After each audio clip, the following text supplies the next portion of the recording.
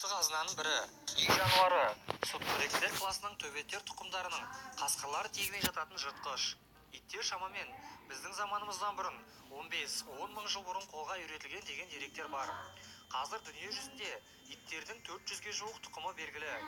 Солардың ішіне бүгін біз сіздермен әлемдегі ең үлкен ит тұқымдары жайлы білетін боламыз. Видеоға лайк басуды ұмытпаңыздар.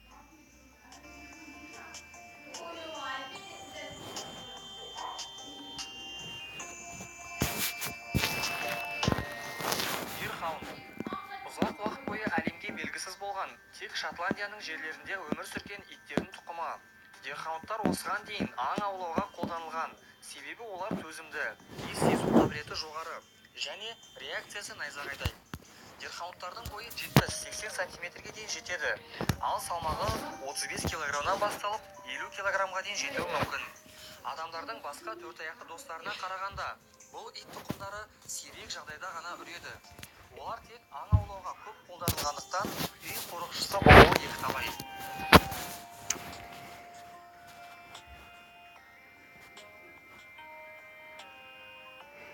Ирландиялық волкодав. Волкодав деген қорқынышты атауына қарамастан, бұл иттердің тұқымы ақыл-ой және мейірімділігімен ерекшеленеді. Олар агрессиясын өте сирек көрсетеді.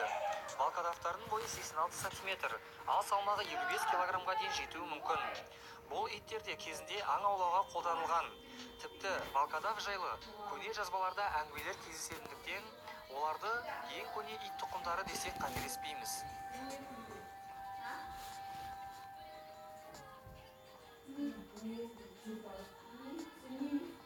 Командор.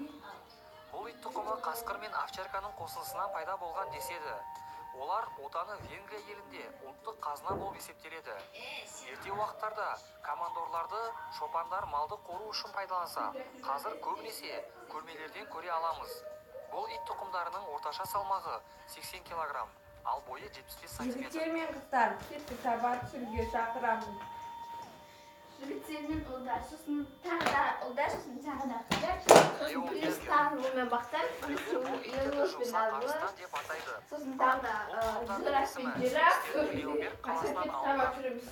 70-75 сантиметр бойлы Леонбергердің салмағы 60 килограммға дейін жетуі мүмкін. Бұл иттер өте көңілді, мейірімді, сондай-ақ әдемі жұмсақ жүнге ие. Көңілді түсіретін бір жағдай, Леонбергер тек 8 жылдан артық өмір сүрмейтін көрінеді.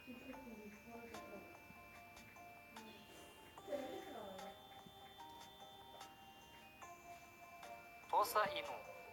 Бұл ит тұқымдарының отаны Жапония елі. Жапон шекарасы жабық болған уақытта Тоса инудың салмағы 62 килограмм болатын. Шекара ашылған соң, селекционерлердің араласуының кесірінен бұл ит тұқымдарының салмағы 100 килограммнан асқан.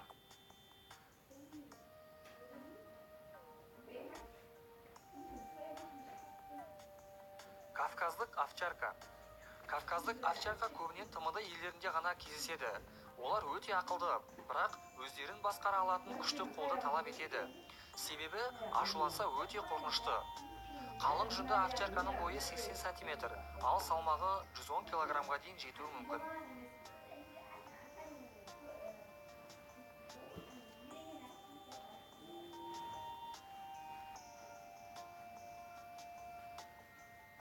Ньюфаундленд.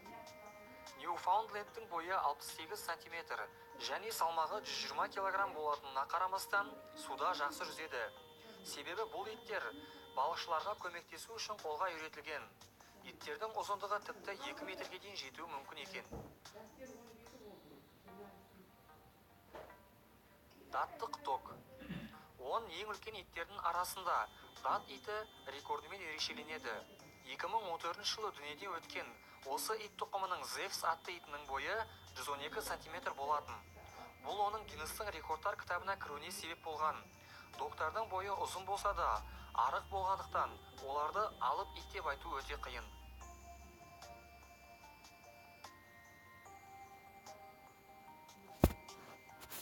Мастиф. Мастифтар Юлий Цезарьдің билеу уақытынан бері белгілі. Тіпті Цезарьдің өзі олардың үлкендігіне және мықтылығына таң қалған. Мастифтардың бойы 70 сантиметр, салмағы 130 килограммға дейін жетуі мүмкін.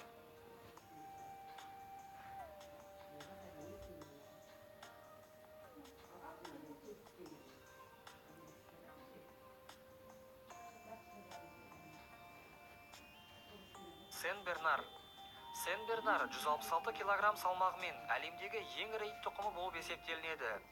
Алғашқы уақыттарда бұл ит тұқымдары Альпі қарлы тауларында құтқару жұмыстарын жүргізу үшін қолға үйретілген болатын. Ал қазіргі кезде Сен-Бернар отбасылық ит болып есептеледі.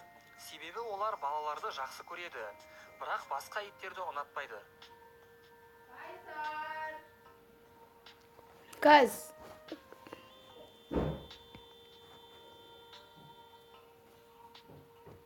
Назарларыңызға рахмет. Сіздерге видео ұнады деген ойдамын. Осы видеоға лайк басып, астына жақсы пікір қалдырып, арнаға жазылуды ұмытпаңыздар. Және біздің арнамызда сіздердің себептеріңізден 35 000 тіркелуші болды. Баршаларыңызға Алла разы болсын. Бірақ та соңғы видеолардағы көрілім саны өте аз. Оның себебі сіздер мына жердегі қоңыраушаны баспағансыздар. Осы жердегі қоңыраушаны басатын болсаңыздар,